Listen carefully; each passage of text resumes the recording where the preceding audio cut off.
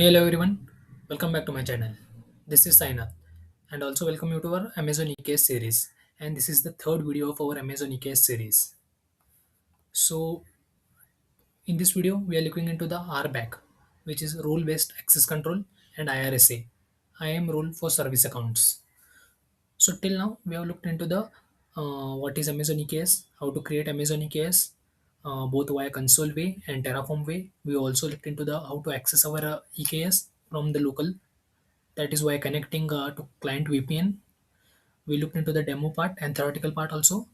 So till now we looked into the how to access our EKS, but we never looked into the security concepts. So in this video we are looking into those things. So two main things, RBAC and IRSA. So RBAC is specifically for authorization part for users, and IRSA authorization part for workloads running inside our EKS. Let's move deep into this. So why we need RBAC?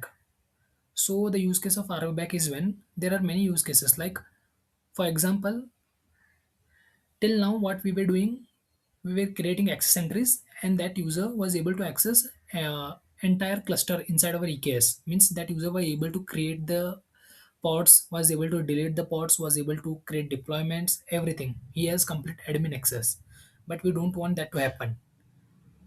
In real world, organizations work in teams, and each teams will have a specific set of permissions. With RBAC, we can apply those permissions. We can give fine-grained access controls to that teams. For example, let's say there's an intern group or intern users, and we want these intern users should only be able to access only one specific namespace in our EKS cluster. And more precisely talking, if you want to give those intern users only some specific access to the resources, like they should be able to only create the pods but not delete the pods. They should be able to create the deployments but not the deployments. Or they should be able to only view the service but not create or delete the service. Such things we can do via RBAC. And then next we have IRSA. IRSA is a bit confusing one, but it's very easy to understand. When we use IRSA is when our pods which are running in our EKS wants the access to our AWS resources. Example, if a pod is running in our EKS, that pod wants the access to our S3 bucket or DynamoDB or CloudWatch. So that pod needs the permissions to access those AWS services, right? So in that cases, we uses this IRSA. By default, what happens is each pod running in our EKS inherits the node IAM role permissions that we give, which is not a good practice. If such things happens, our security is complete breach and anyone can get inside our cluster. So in such cases, we use this IRSA to give the fine grained control to our pods, and workloads should able to access only some specific services. That what we give. If you don't understand, don't worry. We'll look into it deeper in just a while. And there's a complete GitHub repository created. You guys can take a look at here. Everything is listed down here with a diagram, explanation, everything. Examples also I have listed in these two folders, IRS and RBAC. You can check this. Link will be in the description. And if you guys are new to this channel, make sure to like and subscribe because it really motivates me to make more such content. And now, without getting late, let's get started. So now let's understand RBAC via this diagram. So back in our first video, I explained you the complete architecture of our Kubernetes. In that Kubernetes architecture diagram, we have something called API server. And in that API server, I told you that authentication and authorization part happens. But how that happens, I not told. In now this video, we'll explain that. So every time any user who is trying to query our Kubernetes cluster, that request comes to our API server. And in that API server, this authentication and authorization part happens. Example, if a user is trying to query our cluster, example like kubectl get pods, that request comes to our API server and it checks authentication first. Means if that user's access entry is created or not, it checks whether that user's access entry is created or not. If that user's access entry is created, then he is authenticated, and he moves to the next part, that is authorization. And if it is not created, he will straightforward get this error saying 401 unauthorized. And next, in authorization part, if that user has RBAC rules, RBAC permissions, example in this he is trying to access the pods. If he has that permission, then he will be able to get that pods. Else, he will get this 403 forbidden error. Let's dive deep into this. What happens is, uh, when a user's, let's say an admin, has created an access entry for an IAM user, and his name is, let's say, Rahul. His name is Rahul, and admin user has created an access entry for this Rahul. And Rahul, what does is, in his local, he applies this command, that is AWS EKS update kubeconfig. This. By this, what happens is a .kubeconfig file is created in his local. If that access entry is created, only then that .kubeconfig file is created. If that access entry is not present, he will straightforward get an unauthorized access. Means he is not authenticated to our cluster. Let's say, let's assume that an access entry is created. And now that user apply this command and a .kubeconfig file is created in his local. And next what happens is, if that user uses this command, that is kubectl get pods, then authentication part happens. And then the next in authorization part, if he don't has that access to access the pod, he will straightforward get this 403 forbidden error. Now if you don't understand still, don't worry, now we will perform the demo. I will show you how we will get this 401 unauthorized access and 403 forbidden error, both via demo. But before performing demo, I want to explain you the key components of our RBAC. So let's first understand those. So now let's learn about the key components of our RBAC. So firstly, we have subjects. Subjects means who is accessing. Here we have user and group. And understand that this user is not the IAM user, and this group is not our IAM group. Most people get confused over here. This user is specific to our Kubernetes and group also specific to our Kubernetes, not the one we have in our AWS, the IAM user. That is completely different, and this user is completely different. Subjects means who is trying to access. A user, a single entity who is trying to access our EKS. Group means set of users, multiple users was trying to access the our cluster. Means we wrap all the users in just single group, and then they will able to access our cluster. Next we have a resource. Resource means what are they trying to access, like they are accessing pods, services, secret, config map, deployments. I put only some of here, there are many. What are they means resource means just in simple terms what are they trying to access. And next, verbs means what they want to do with that resource. Example, if that user is trying to access pod, with that pod what he will do, he will get that pod, list that pod, watch that pod, create that pod, or delete that pod. What he want to do, that by verbs we can specify that.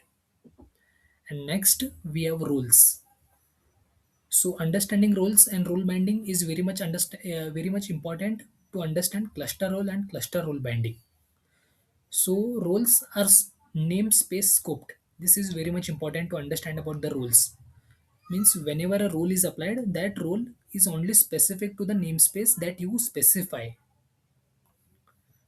And then we have role binding. Role binding means we give role to that user. Let's say we have a subject as a user, and for that user we are giving some role. Now to bind this user and role, we use role binding. That is what I told you.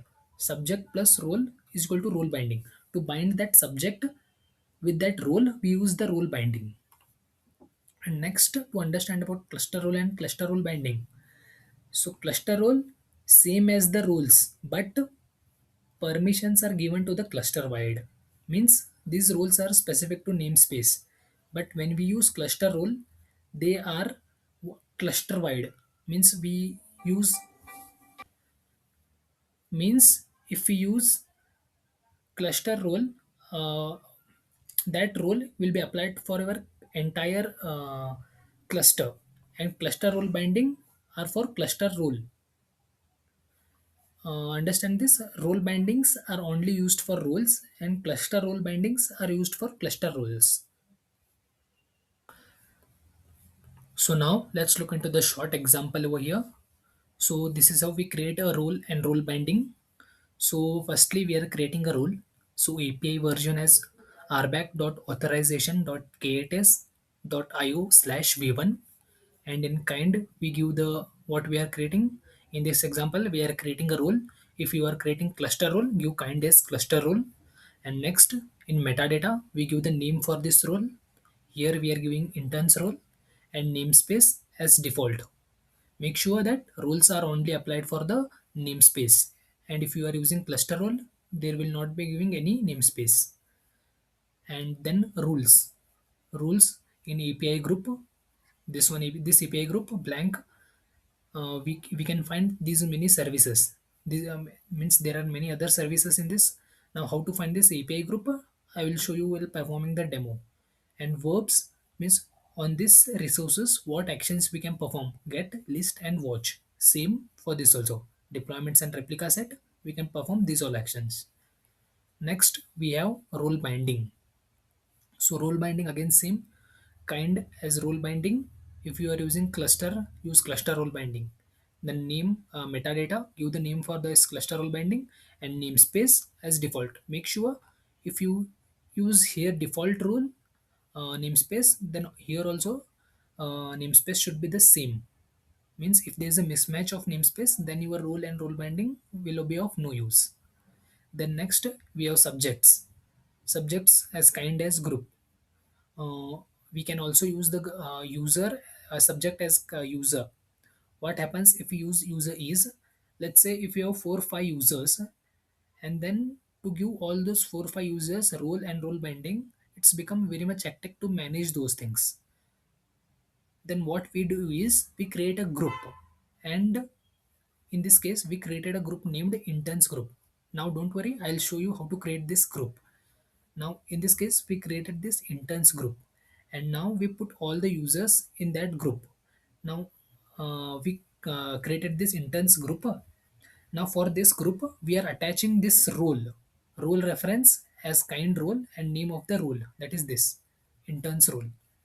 So now for this group we has this interns role permissions. Now easily all any users present in this group can easily inherit these all permissions. This is what happens when you use the group. Now if you still don't understand, don't worry, while performing the demo I'll show you how to perform these all things. And now it's time to look into the hands-on part. So let's straightly jump into our console. So now what happened is, so I've launched an EC2 instance, and in that EC2 instance I've used this command to update my CLI. And next, what we will do is we'll install first all the required things. Like we need an AWS CLI, we need kubectl, we need EKSCTL. So let's first install all those things. So all these all commands will be in this GitHub repository. You guys can take that from there. So we are installing AWS CLI.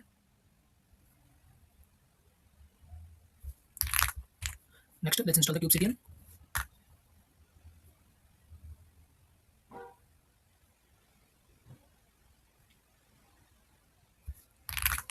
And now let's install the EKCTL. Now you may have this doubt, what is this EKCTL? So till now what we done is we were creating our EKS via console way or via the Terraform way. So there is also one way to create an EKCTL via using this EKCTL command. So what is this EKCTL? So EKCTL is just a tool, same like our kubectl. So this EKCTL is used to manage, create or delete our EKS clusters. So with this tool, we can easily create our EKS cluster. So in this video, we are using this EKCTL to create and manage our cluster. So we'll take this command, we'll paste this. So our EKCTL is also installed now. So now next we have this command to create our cluster. So EKSCTL. create cluster, name of the cluster, region that you want to create, and next you have this version, that is 1.34, and then without a node group, because we will add our node group separately.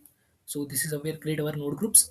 So with this command we are creating the node group. So for this cluster, that is the EKS demo, and region, name of our node group, which instance type do you want to use, that is T2 medium, nodes, how many nodes do you want, desired state, then minimum, maximum, and all those things I've explained in my second video only. You guys can take this look. And then node volume that you want to use for node. So by these two commands we can easily create a cluster and node group. So but before applying these commands, let's first use AWS configure and configure our this CLI with an AWS account.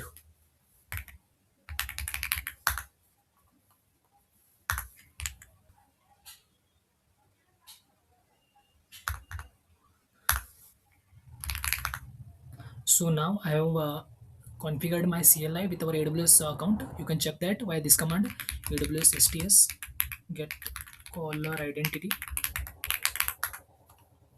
So you will get this JSON by which you can say this user is now authenticated with your CLI. So now let's use these commands. So now let's use those commands to create a cluster. So now once we create this cluster, this user will get the admin access, because by default that is true. And I explained that in my previous video also, because when you use this command, this user that is currently configured with our CLI gets the admin access. So let's create our cluster. So again, it will take 5 to 6 minutes to create this cluster. So till then I'll pause this video. So now cluster is created. Now let's add the node group. So for that, we have this command, take this, paste here. So again, it will take 4 to 5 minutes to install your node group. So let's wait for that also. So now the node group is also added. So let's see our console also. So this is our console where our cluster is up and running.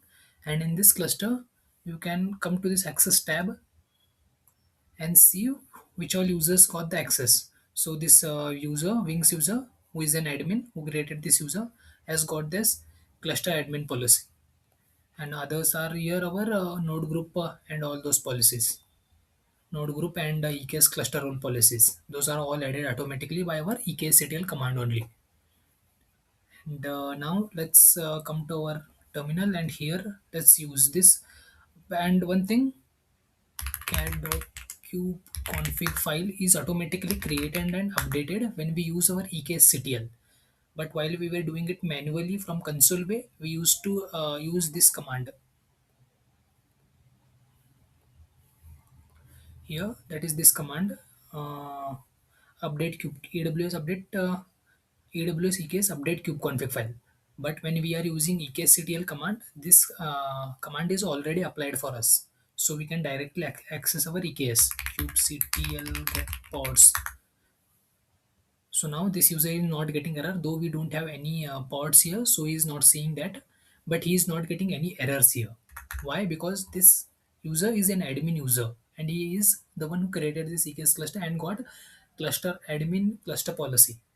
So now what we do is, let's create an IAM role and see whether that user is able to get the pods or not without creating an access entry. So let's move to our IAM role. So here in IAM role, so I have already created this user. His name is Rohit, and now he don't have any permission here. So let's attach a permission here. Add permission, add policy directly. So I have here one policy already created.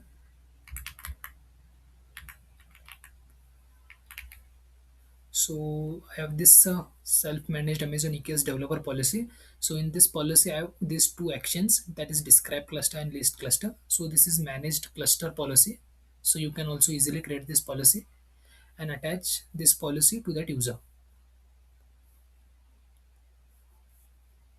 add permission. And now next go to security credentials and create access key and access secret access key for that.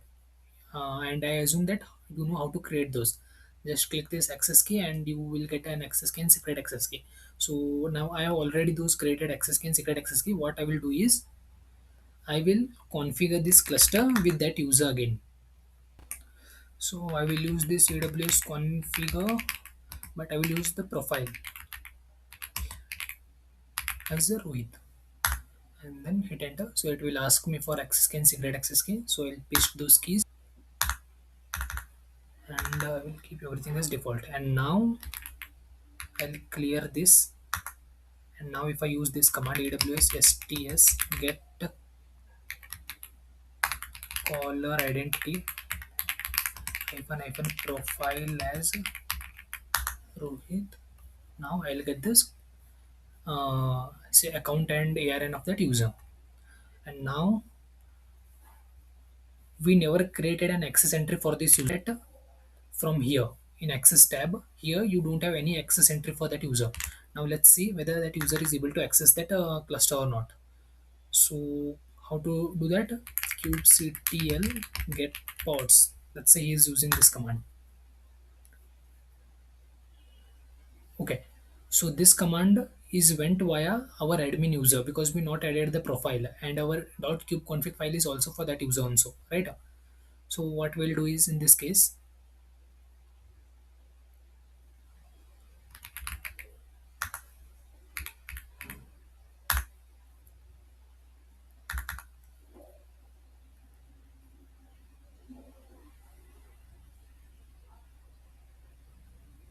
so now what we'll do is let's try to update our kubeconfig for this user and see whether he is authenticated to update that kubeconfig file or not. So for that we have this command, that is this.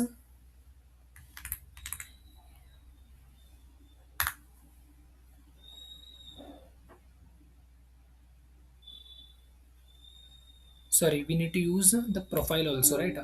Hyphen profile as Rohit and then hit enter.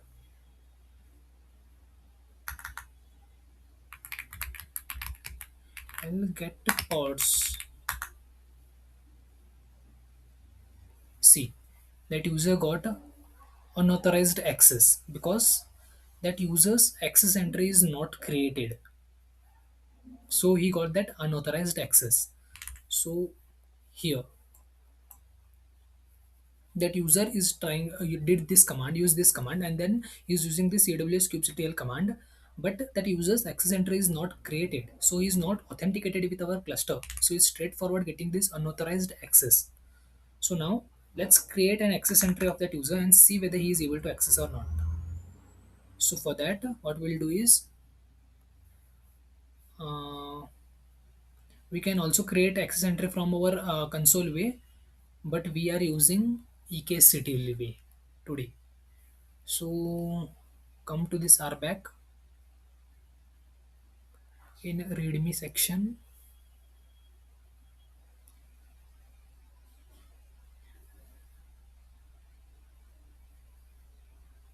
So here we are creating that this command, take this command.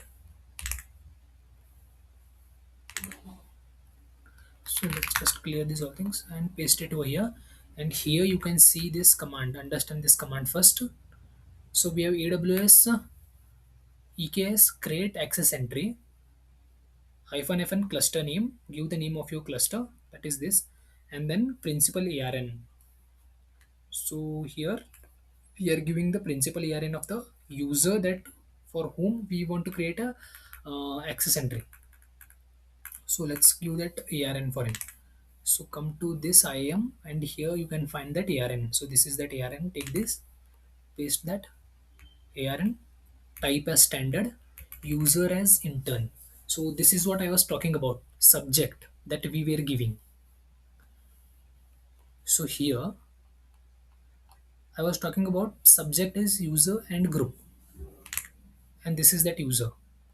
In this cluster, the name of this user is interns, and in which group that interns user is in this group, that is interns group.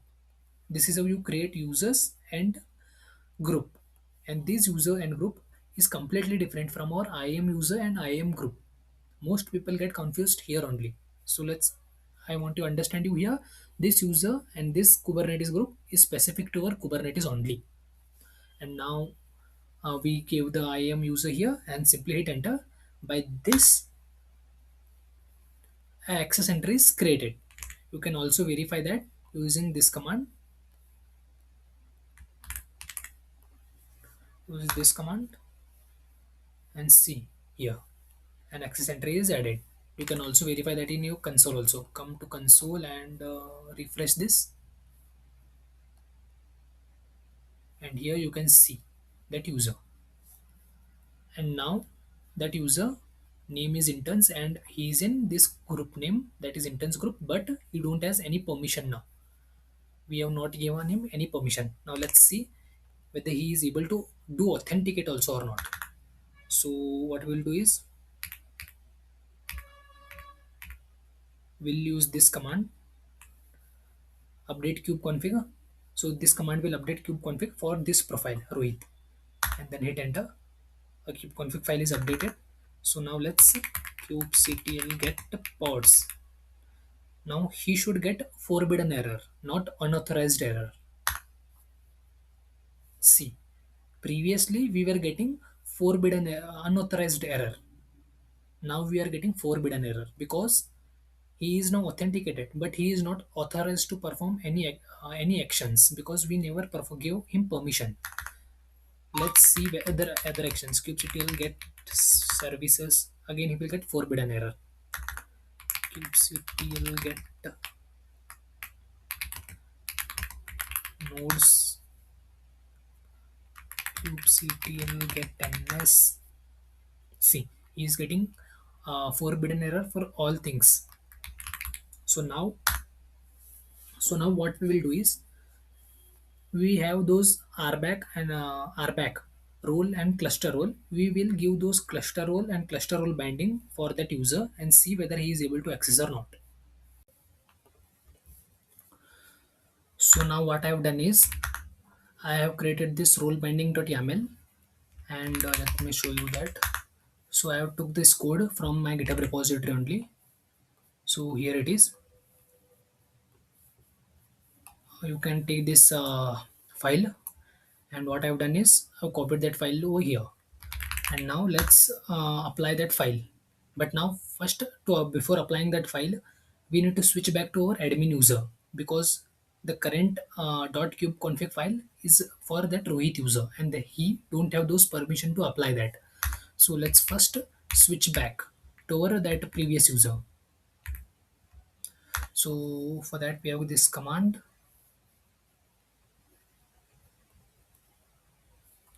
What is that command? This is that command. So by this command we are switching back to our admin user, and now kubectl get pods. If we do, he is able to get that pods. Yeah. And now let's apply that file. Which file? This role binding file. Kubectl apply -f and -f for this role binding.yaml and hit enter.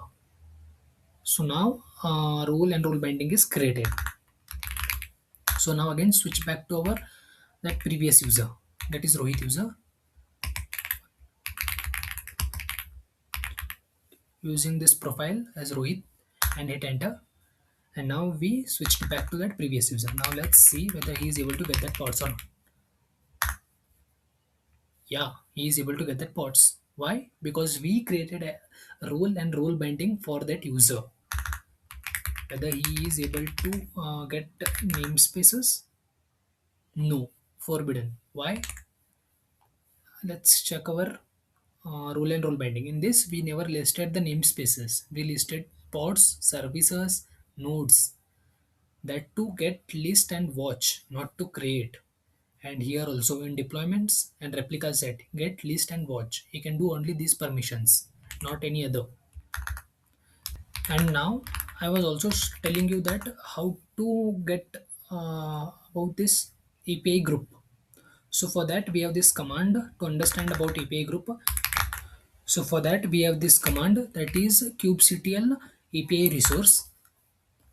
So with this command you can easily understand everything, like name, for what is the name of that. Like here we have bindings, config maps, namespace, nodes, pods, everything, and short name also, short name for those all resources, and in which API group they are. So if there is nothing, means they are in blank namespace, like here see, it is in blank namespace.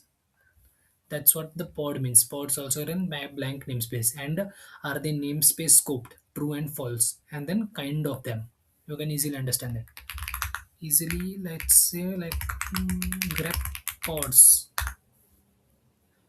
See, you can get that easily. Name, short name, which API group they are in, are the namespace scoped, and then this name, kind name. You can easily get that. And yes, now we have successfully performed the RBAC section, and now the next section is to perform the IRSA.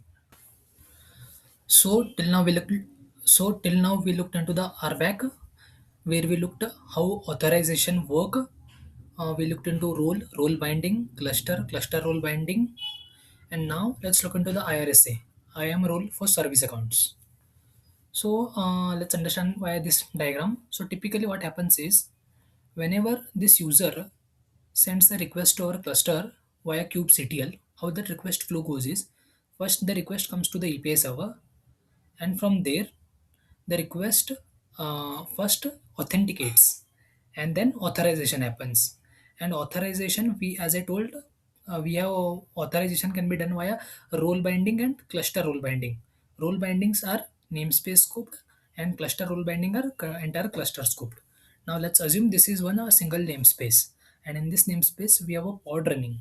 So authorization has been done, and then the request comes to this pod, and this user will get the request of that pod now. And this is how the authorization work was done. And now understand this, when this pod needs some access, now this pod needs the access of some other services. Example, in this case, if this pod needs the access of this S3 bucket, in such cases what happens? In such cases we use, so in IRSA what we do is, typically in AWS what happens is, if some other services needs the access of some other services, we create a rules, and for those roles we attach some policy. Like example, in this case this pod needs the access of this S3 bucket, so we create a rule and attach a policy saying that we need the access of S3 bucket.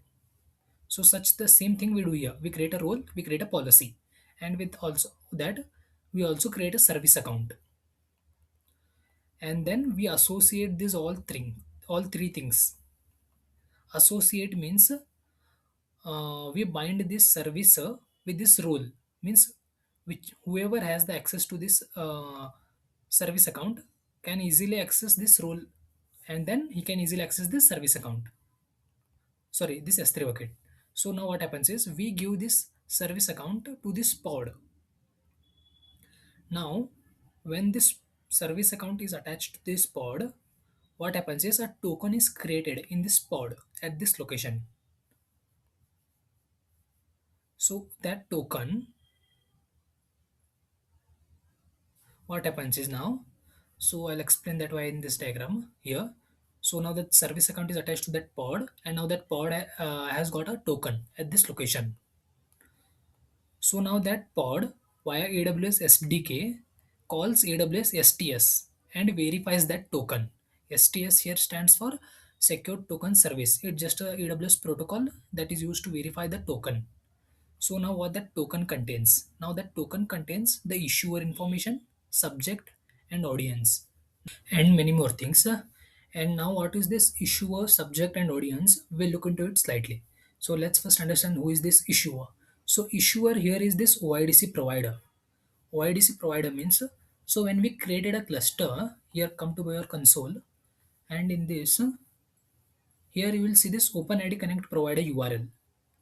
So what you need to do is via this provider URL, you need to create an IAM OIDC provider. So you can create that OIDC provider via console way, or also you can use this command to associate this command. So what you do is you use this command and associate an IAM OIDC provider to your cluster. And now this provider is responsible to provide you the tokens via this service account. Now that pod has that token, and that token has the information about issuer, subject and audience. And now here that STS will verify that token is that the same issuer who issued the our cluster, and subject and audience everything. I'll talk you to you what about this service subject and audience. And now once the token is verified, this pod is now able to get the AWS service. Now in this example we are accessing the S3 bucket. Now this pod will get the access of this S3 bucket and can easily list or whatever the permissions that pod has can access this S3 bucket. Now if you still don't understand, now we will look into the hands-on part. In that you will get all the your doubts clear. So come back to your terminal. So firstly you need to use this command and associate an IAM OIDC provider for your cluster. So let's use this command. Change here your cluster name. So our cluster name is EKS demo, and hit enter. And error occurred, AWS region must, okay, we need to set AWS region. So let's attach a flag here.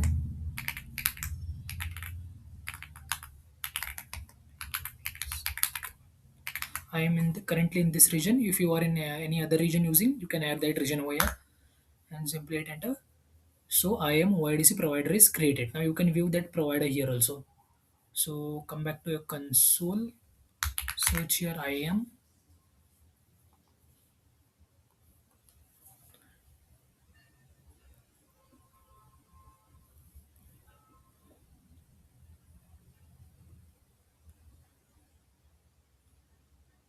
So in this IAM identity provider, here you will see that identity provider created, and this URL is the same that URL we have here, this one URL.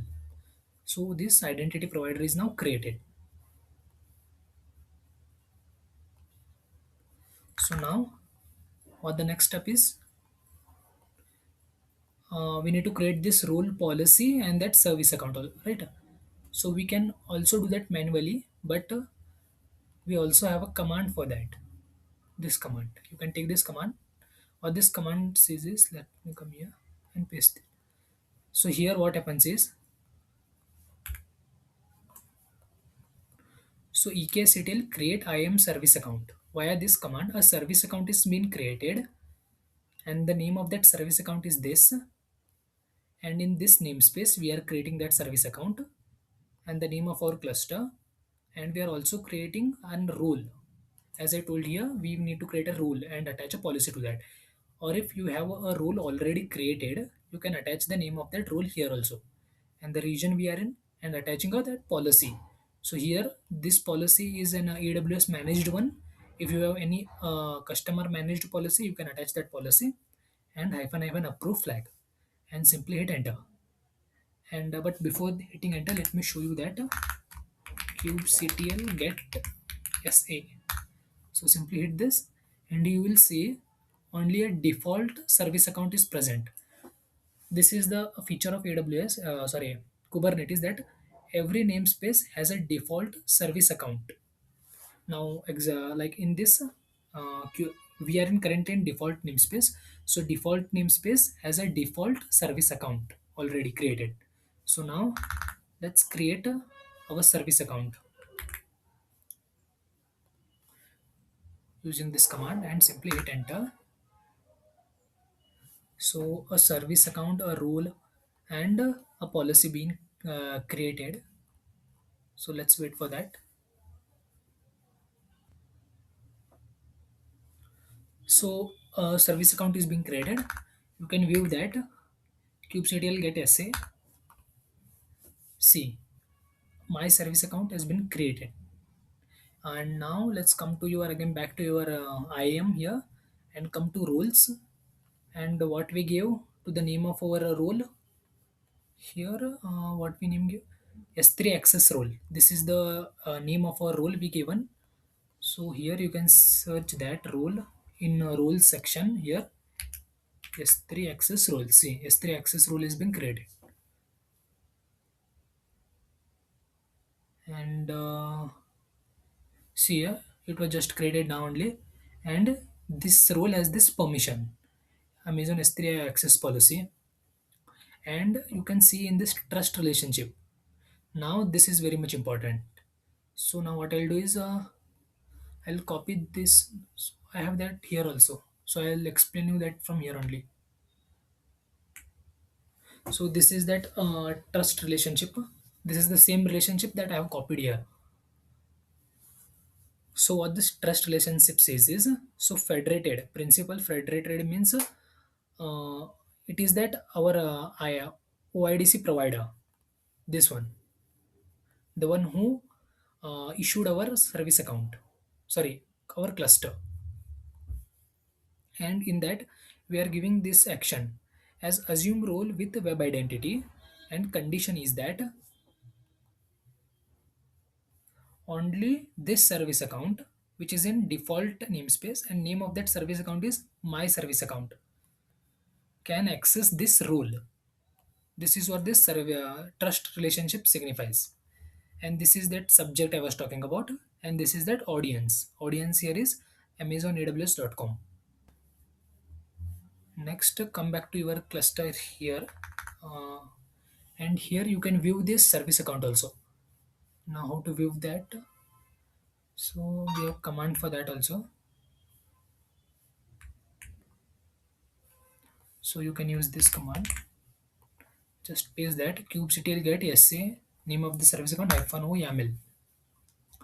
See here, that service account in the YAML format, and in that YAML see here annotation. This is very much important. If you are creating a service account manually, you need to attach this annotation, and in this annotation there is a role, and this is the role that we have created as I told showed you here. This is that role, this role.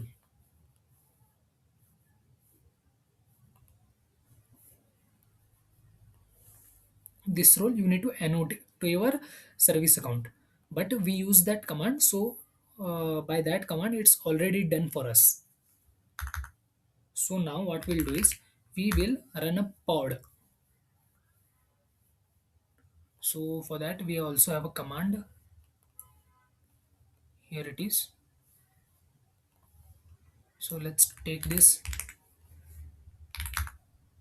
So I have already took that here, cat pod.yaml. Yeah, we have that. So but we need to make some changes over here because I want to show you that how it works. Vim pod.yaml. Firstly, we will remove this service account and I will show you the demo part. So I am removing this service account. I am commenting down this, and hit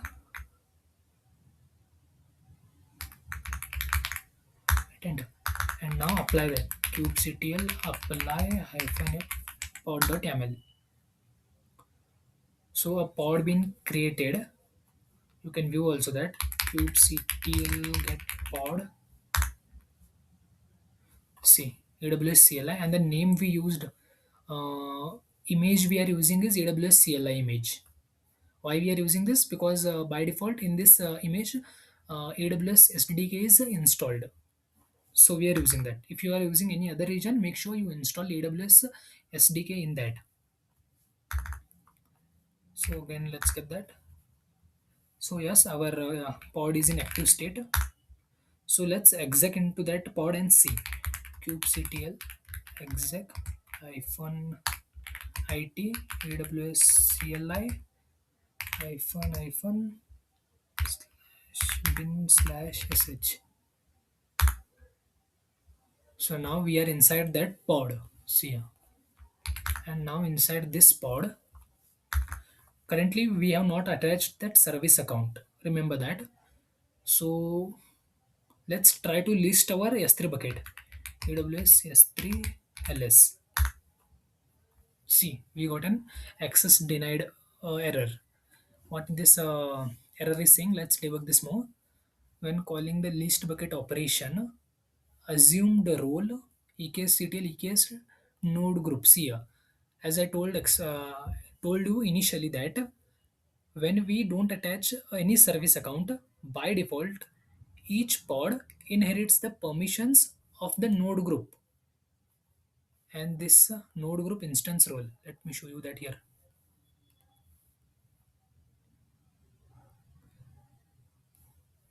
See here, this is inheriting this role, node group instance role. By default, what happens is, and that role don't have the permission to access our S3 bucket. So we are getting this error. And now let's exit into this kubectl delete pod.yaml. So let's delete this and recreate that by attaching a service account to that. So a pod is now deleted. Now let's vim pod.yaml. Inside this, let's remove this comment. And now the name of that service account. This was the name that we gave.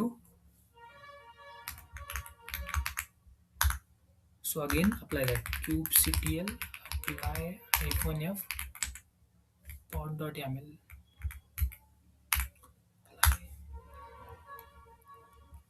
A pod is created.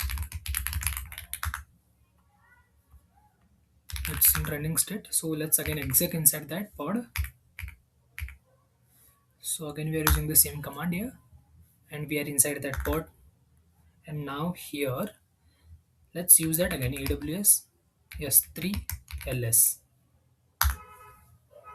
See, now we are able to list our buckets. So these are the buckets I have in my account. If you don't have any buckets, you will not be able to get those buckets. So I have this bucket, so I am getting that. And also I was talking about that we had a token at this location. So let's look into that also. So copy this command.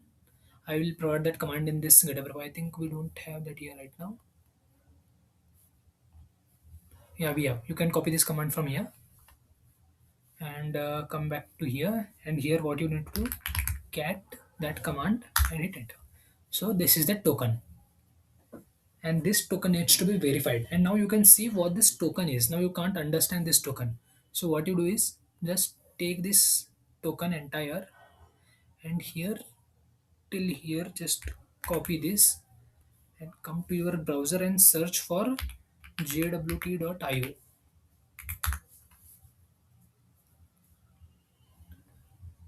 And inside here, just simply remove that first, paste. And here you can see that entire information. Issuer is that the OIDC, that one we issued for our cluster. And then the namespace also we have, the node information we have, the pod information, the name of that pod, and then we have that service account information, and then subject as default the name of the service account to which this token is for.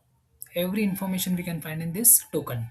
Now once this token is verified, then only that pod gets the access to that S3 buckets. And see, as I have explained here, this YDC provider is the one who issues, who creates that, issues our EKS cluster, and then only it can get the tokens. And then that token is verified over here. And once that token is verified, it will get the access to these pods. And this is how the IAM for service accounts has been performed. And now you can give the pods some other permissions also. For example, if this pod wants to connect to your RDS or DynamoDB, you can give that also. If this pod needs the access to your CloudWatch, you can do that also using this type of. And yes, guys, we have successfully looked into the two main security concepts, RBAC and IRSA. RBAC is for authorization part for users, and IRSA is authorization part for workloads inside your EKS cluster. And now let's look into the deletion part of this, because this is also very much important. Just first exit from this command, and here come back to your GitHub repository here, and here take this command, not this one. By this command you can delete the cluster, and the complete repository and all the commands have been listed in this repository with diagrams and everything. You can take a look in this diagram, and can refer this. Now let's delete that cluster. By this command our EKS cluster will get deleted. Both in cluster and node group both will get deleted by just this single command. So again it will take 5 to 6 minutes. And now once the EKS is deleted, you can come back to your so this EKS is deleted. You can refresh this, see, come back to your EC2. You can terminate that EC2 instance also now, as you wish. So I have this EC2 instance. Now you can terminate this instance as you wish. And now, yes guys, that's it for this video. And if you found this video helpful, make sure to like and subscribe, and stay tuned for more such videos. And yeah, that's it. Till then, bye bye.